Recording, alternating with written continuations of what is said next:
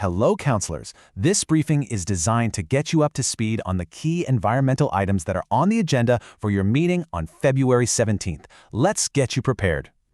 So, we'll be covering two main reports from the Environment and Open Space Division. We're going to break down the context, the core issues, and, of course, the key points for your deliberation. Okay, let's dive into this. The focus today is on two really significant items: the Manly to Shelly Walk Master Plan and the Feral Animal Management Motion. We're going to start with the update on the master plan, and then we'll move into the detailed response we've received from the state government regarding pest control. First up is Item 10.1. This concerns that long-standing project to develop a master plan for what is, one of our most iconic walkways.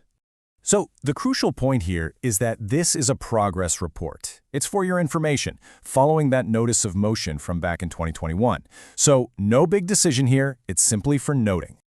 Okay, let's move on to Item 10.2, which addresses a more recent motion about feral animal control methods. And this is where the real discussion is. As you'll recall, this motion was all about trying to secure more support for humane pest control strategies right across the northern beaches. We're talking more funding and a big push on education. Now, what's really interesting is the official response we've received, and this brings us right to the core of the debate on this whole issue. Following Council's resolution, official correspondence was sent out, and this report contains the government's formal position on the matter. The minister's response kicks things off by confirming the state's view on the effectiveness of 1080 poison as a fox control method. They're making their position very clear from the outset.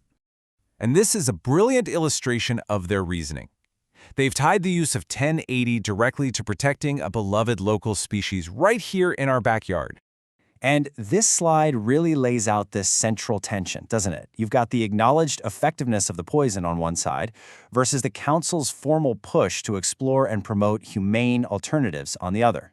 So, what does this all mean for the council's next steps and the decisions that you have ahead of you? Well, this response directly addresses your motion, and in doing so, it creates a very clear point for deliberation. It really frames the debate for you. So here are the key takeaways.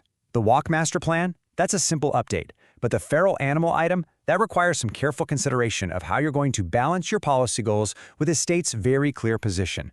And ultimately, this leaves the council with a pretty fundamental question.